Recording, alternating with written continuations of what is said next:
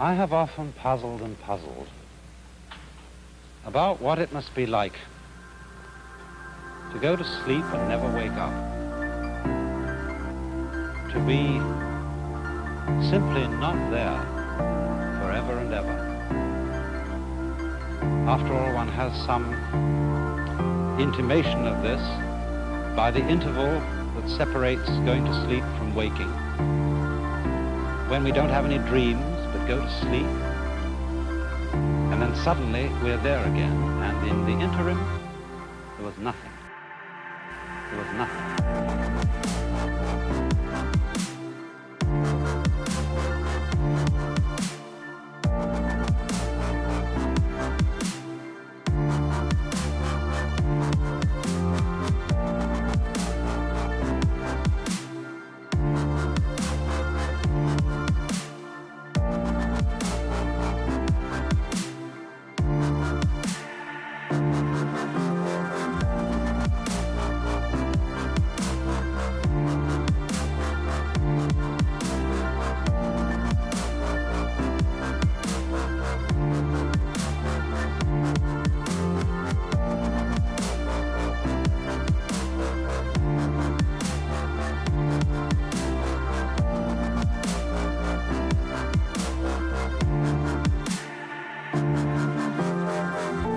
If there was never any end to that interval, if the waking up didn't happen, that's such a curious thought. And yet, you know, I believe that although that's rather gloomy kind of consideration, I've found that's one of the most creative thoughts I ever thought in my life. And I keep going back to it. You know, it's in line with a lot of the very fundamental questions that children ask. When they say, "Mummy, who would I have been if you had married someone else?"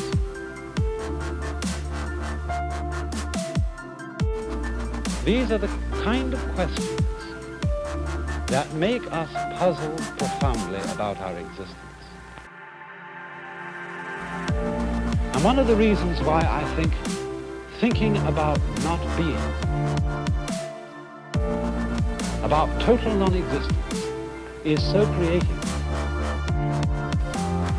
is that in comparison with that thought, the fact that we are seems kind of queer, incredibly odd.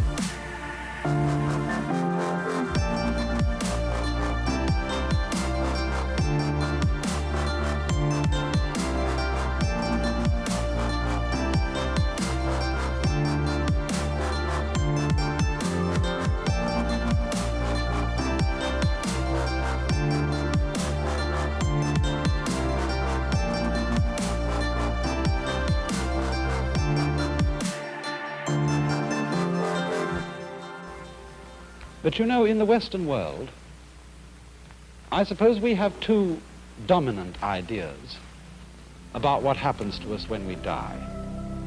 There's the old-fashioned idea that after we die, we go to another world. I say old-fashioned, not to say it's out of date. We don't know what the answer to this is. But that's the traditional answer of the Western world. When you die, you go to another life. Maybe heaven, maybe purgatory, maybe hell, who knows? I think nowadays, though, the more general idea, the more plausible idea to many people, is that when we die, we just cease to be. That's all there is to it. But we're inclined, I think, to have in our minds a picture of this.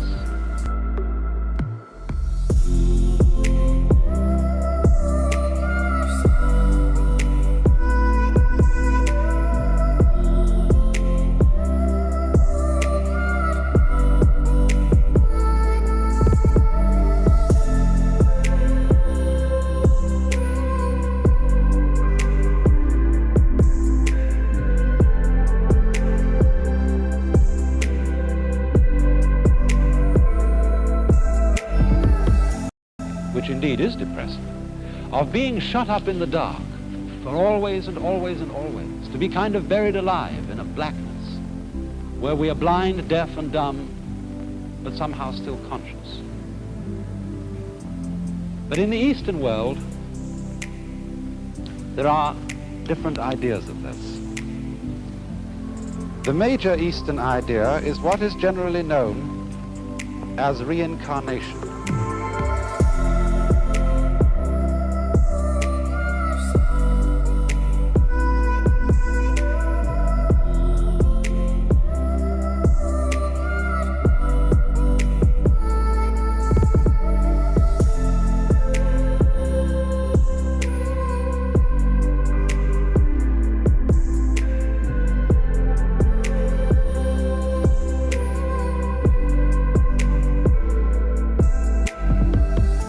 Of going through life after life after life in an endless series. A process that is represented in this Japanese print of the Wheel of Life, the Buddhist Wheel of Life.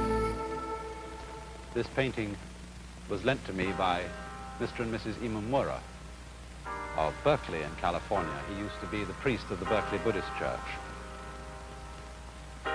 And it shows the wheel of stages of existence through which beings pass, clutched by the great demon of impermanence. This is rather an unusual representation of the Wheel of Life. Perhaps some of you have seen these before. They usually have 6 divisions in the central part of the wheel here, and this one happens to have 5, and it's the Chinese-Japanese version of the Buddhist Wheel of Life, whereas I think prints in books, I know there was one some years ago in Life magazine, usually show the Tibetan version. But what we have here, and I think what I'll do, is I'll explain to begin with the popular interpretation of it, and then go on to see what more philosophical Buddhists think of it in a deeper way. These then are the 5 or sometimes 6 realms of existence through which, as I said, beings pass through their various lives. We could start here, for example. This is the human world. And then next to this is the world of the devas. The devas.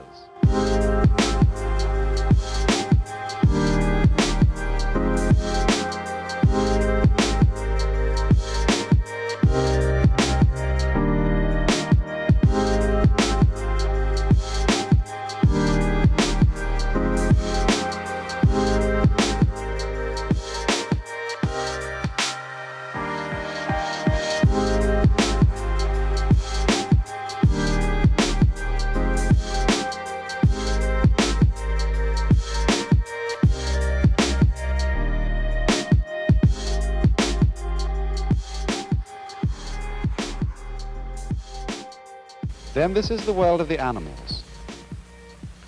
This is the world that is sometimes called the hells, only that's not quite a correct term for it. It should be called the world of the purgatories, because in this scheme of the universe, there is no everlasting state. There is no everlasting heaven and there is no everlasting hell. The demon of impermanence clutches the whole thing, and they all terminate. Next to the hells, there is the realm of what are called pretas, P-R-E-T-A.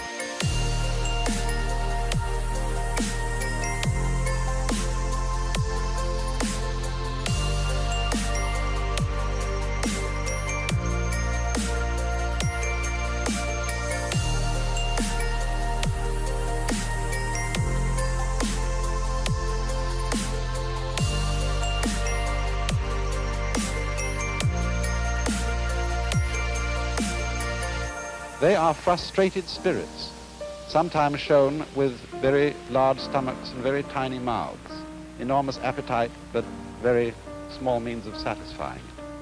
And the idea is, you see, that in the course of his development, the individual goes through life after life. If he does well, he ascends towards the heavens.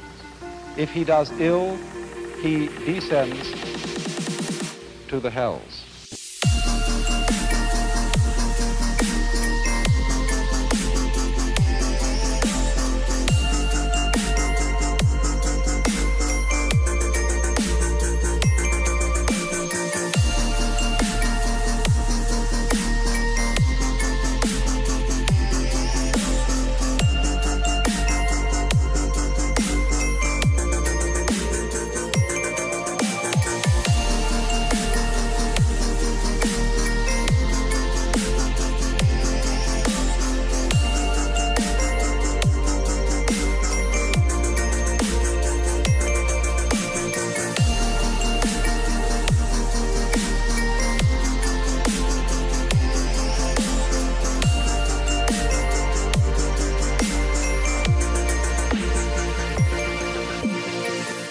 or he may fall from the human state to the animal state, or fall from the human state to the state of the ghosts.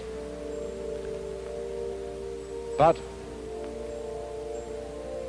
the point that has to be remembered in the Buddhist idea of transmigration or reincarnation is that you can never stop anywhere. You may ascend to heaven, but what goes up must eventually come down. You may descend to hell, but what goes down must eventually come up. And so one goes on and on, moving through these various worlds until, in Buddhist ideas, you become sufficiently awakened to become a Buddha, one who is released from the wheel, and who does not fall anymore into the sequence of rebirth, but enters the eternal state of nirvana.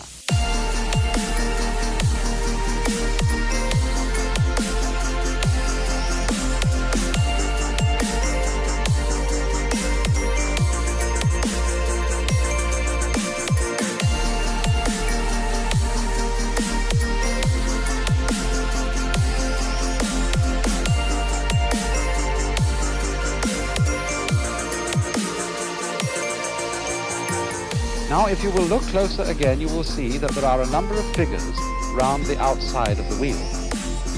And these represent what is called the 12-fold chain of dependent origination. That is to say, they are a series of links which form what might be called the sequence of life. They are, as it were, a schematic diagram of the force or the process that keeps this wheel rotating. And the chain starts with a demon down at the bottom here who represents ignorance, or perhaps unconsciousness, the state of not knowing. Then next in order you'll see a potter's wheel, and this represents potentialities of life. Next comes a monkey who represents consciousness. A man in a boat. For some reason, this represents the combination of name and form. Words bringing out shapes. Words identifying shapes and things in the world. Here comes sense consciousness, the five senses, a man's body with the senses exposed.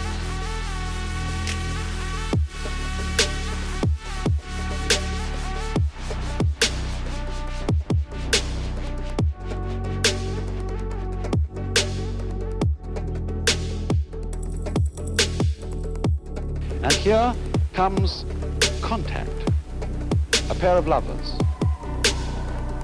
After this there comes perception. I am not quite sure what the symbol in this wheel is. It seems to show a man with a sword behind a screen and two women playing in front of the screen. The usual symbol you find here for perception is a man with an arrow in his eye, showing the pain involved in the perception of the world. The next in the link is desire. It shows a woman with twins. The next one here is called grasping, and that shows a man with a basket into which he is trying to get the fruits of life. And then as we come over round the wheel, we get a figure which means growth. I think this is one of the gods of prosperity, but it means growth, the fullness of life. Here is birth, a woman in parturition. Here is old age. And then, although the final stage of the links of dependent origination, as they are usually drawn, shows this one as the last. The last. Yeah.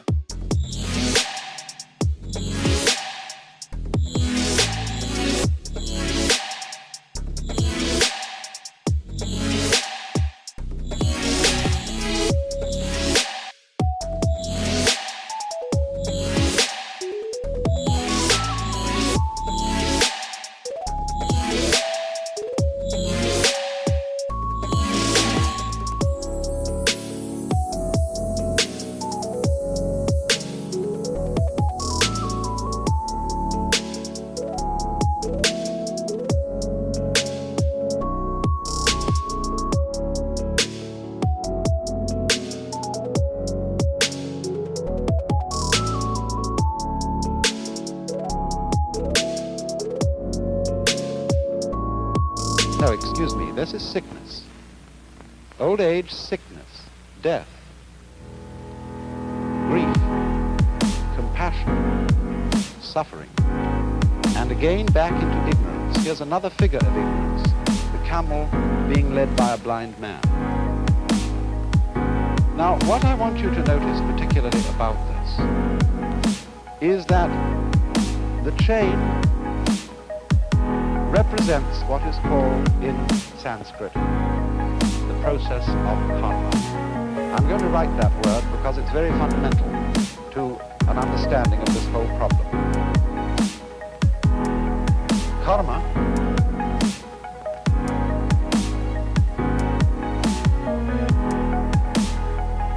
is sometimes understood, and maybe your ordinary dictionary is given to you, as the law of cause and effect, but actually it comes from the root kri, which in Sanskrit means to act or to do. And the basic idea of karma is that it is action which always involves the necessity for other action.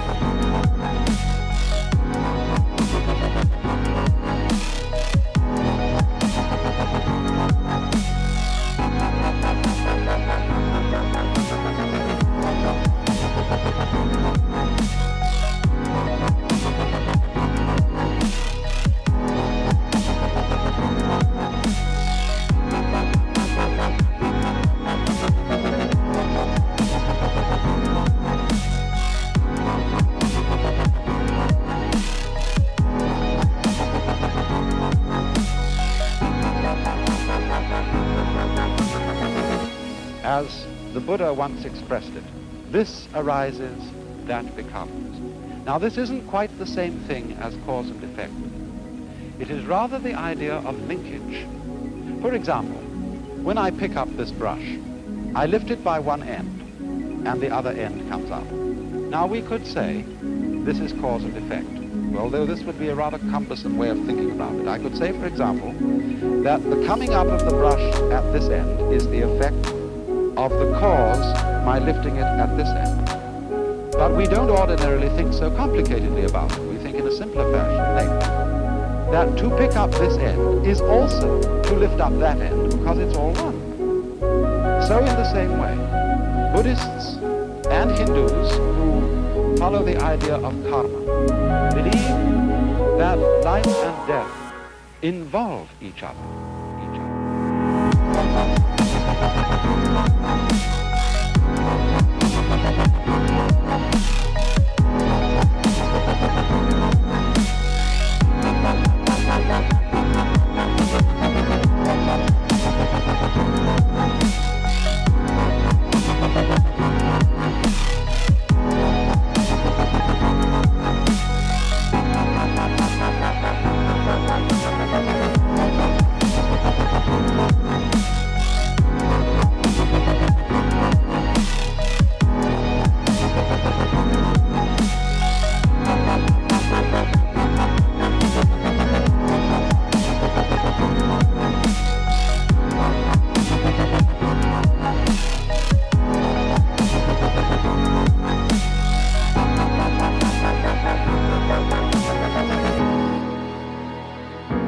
In the same way that the two ends of the brush, lifting up one involves lifting up the other. So in this way, living involves dying.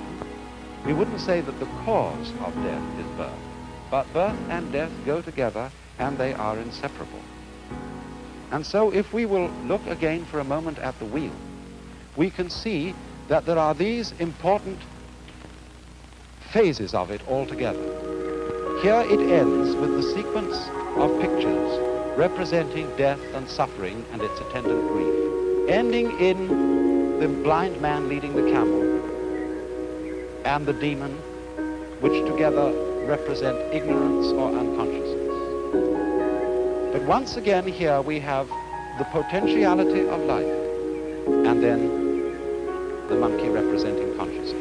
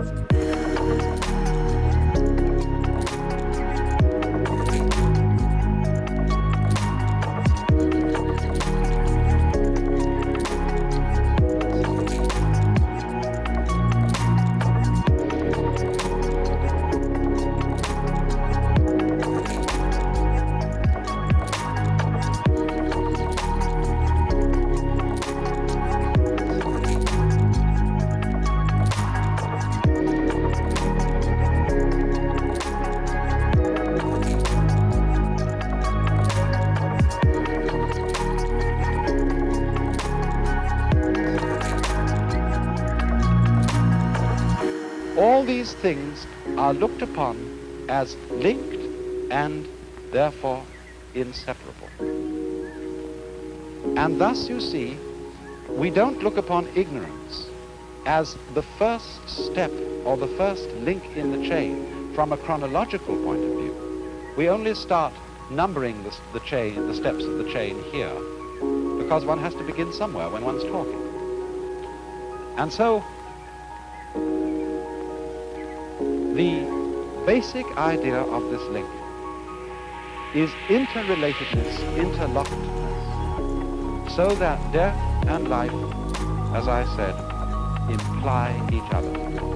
So that you might, speaking from the standpoint of Indian philosophy, of Hinduism, of Buddhism, you might pick an argument with Hamlet and say, to be or not to be is not the question. These are not alternatives. They are things that go together just like up and down, back and front, solid and space. Now there's another aspect to karma which needs to be considered here, and that is that karma also involves the idea of the continuity of pattern. You know, strictly speaking, Buddhists don't believe that there is any soul entity which passes from one life to another. There is no sort of fixed I or fixed ego which once was an animal and then became a man and then became an angel and then eventually became a Buddha or something like that. The idea of karma as the linking factor between the various lives is what we might call continuity of pattern. For example, consider an army regiment. A certain regiment goes on year after year after year. Old European regiments, for example, have existed for hundreds of years. And yet the personnel of those regiments, and even the barracks in which they're stationed, are entirely changed. In the same way, a university. Harvard University has existed for a long time. Oxford for a lot longer. And yet there is not a single member of the faculty, not a single student, who was there when it first began. And yet, you see, the university goes on. Because what goes on is a pattern, a form of life. In the same way, the individual body of man, every 7 years, I think, all the molecules composing our physical structure are entirely changed.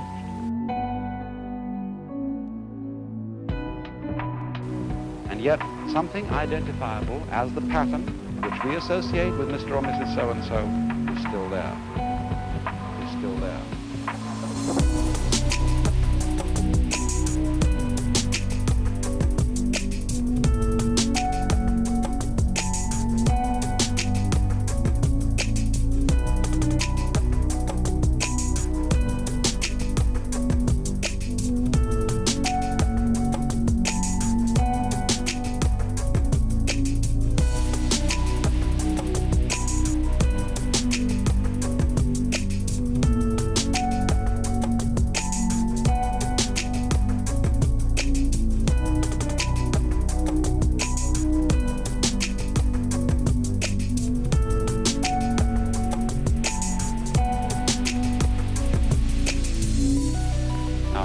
Twirl it, there's an illusion of something moving upwards from the bottom to the top of the pole.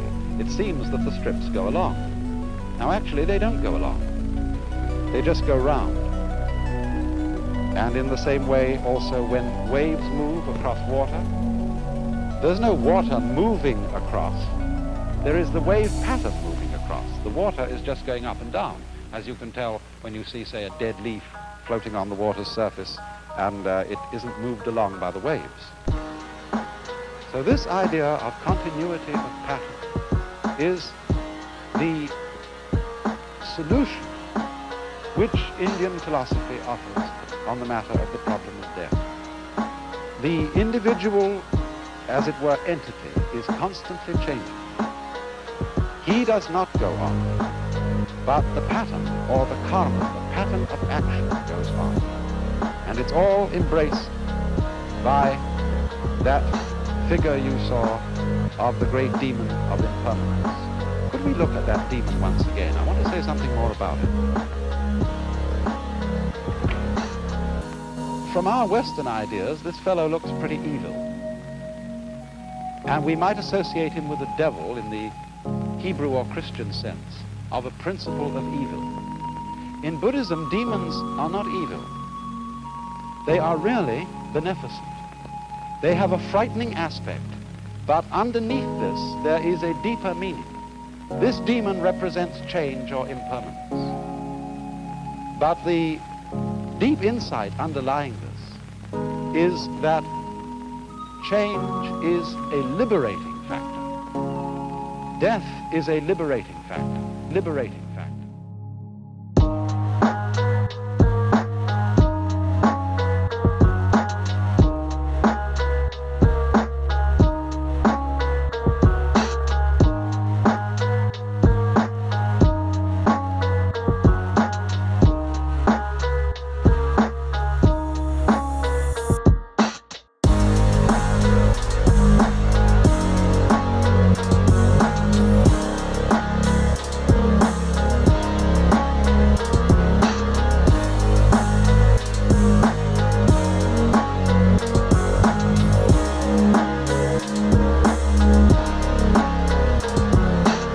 Did it not exist,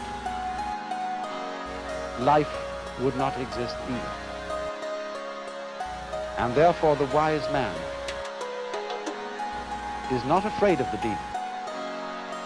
He goes, as it were, straight forward to him to embrace him. And at that moment the demon is transformed.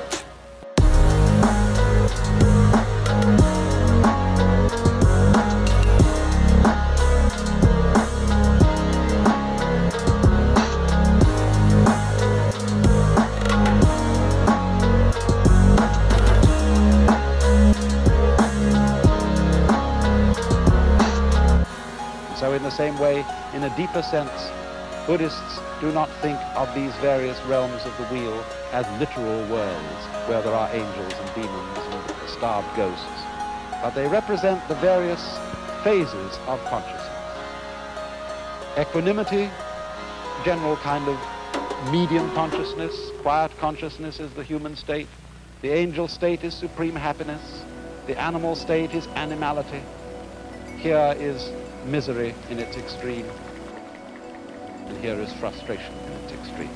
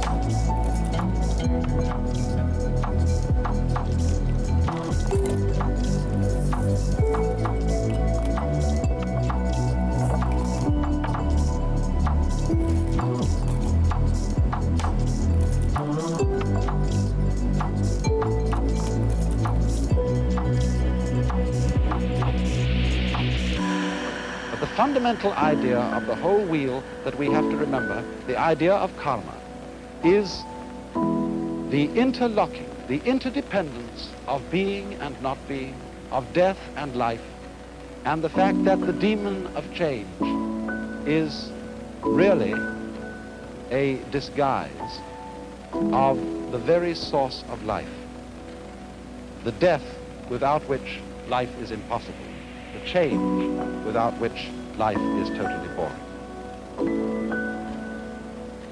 Now, of course, when any idea like that is explained, the first thing that we ask is it true?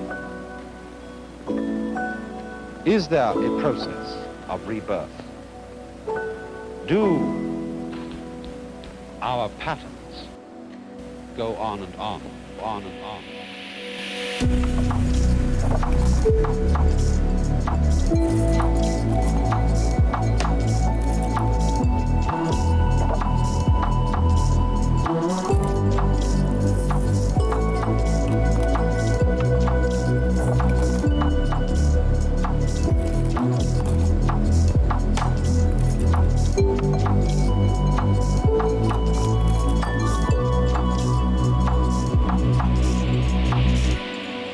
But you know, as this idea is held by deeply thoughtful Hindus and Buddhists, it isn't a belief in something which we can't prove. It's really quite a self-evident notion.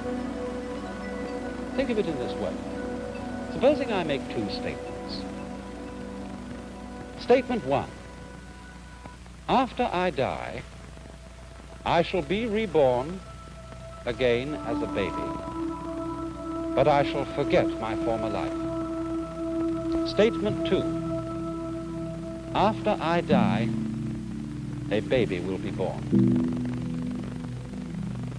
Now, I believe that those two statements are saying exactly the same thing. And we know that the second one is true.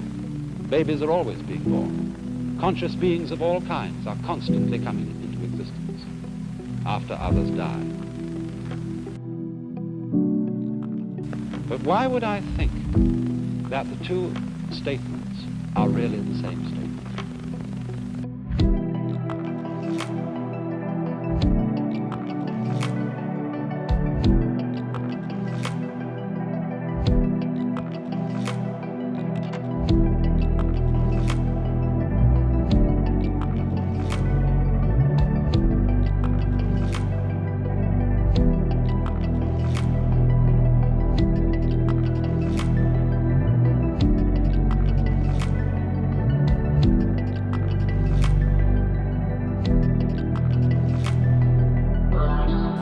Because after all,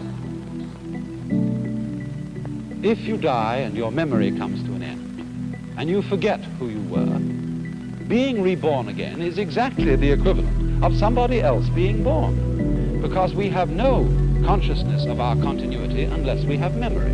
If the memory goes, then we might just as well be somebody else. But it seems to me that the fascinating thing about this is that although a particular set of memories vanishes, death is not the end of consciousness.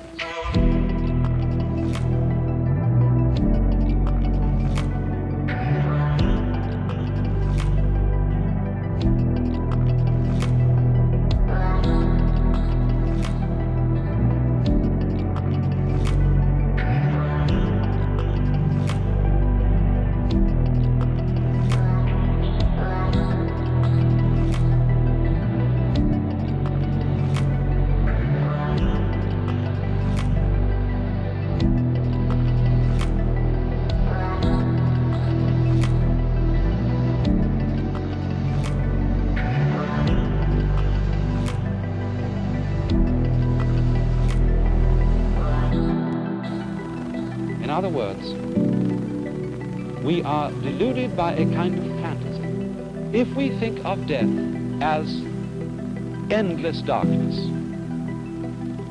Endless nothingness is not only inconceivable, but it's logically absolutely meaningless, because we aren't able to have any idea, much less sensation of nothing, unless it can be compared with a sensation of something. These two things go together. And therefore, I think what is meant is that the vacuum created by the disappearance of a being, by the disappearance of his memory system, is simply filled by another being who is I, just as you feel you're I. The funny thing, though, about being I, about feeling that one is sort of a center of the universe, is that you can only experience this I sensation in the singular. You can't experience being two or three I's all at the same time. Now then, it seems to me that this idea has three very important consequences. One is that the disappearance of our memory in death is not really something to be regretted.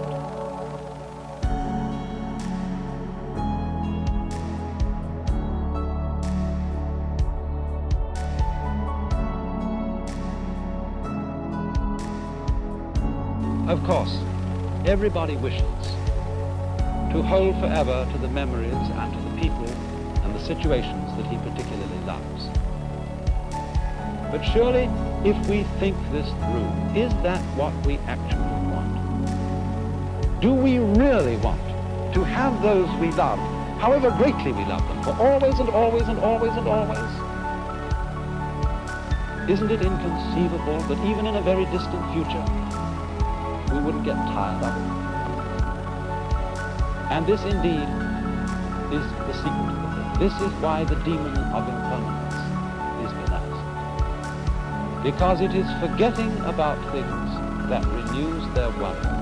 Just think, when you opened your eyes on the world for the first time as a child, how brilliant colors were. What a jewel the sun was. What marvels the stars. How incredibly alive the trees were. That's all because they were new to your eyes. Or in the same way, you know how it is, you've been reading a mystery story. And you're looking around the house, you want something to read, you pick up an old mystery story. If you read it years and years ago and you've forgotten all about the plot, it still excites you. But if you remember the plot, it doesn't excite you. And so, by the dispensation of forgetting, the world is constantly renewed.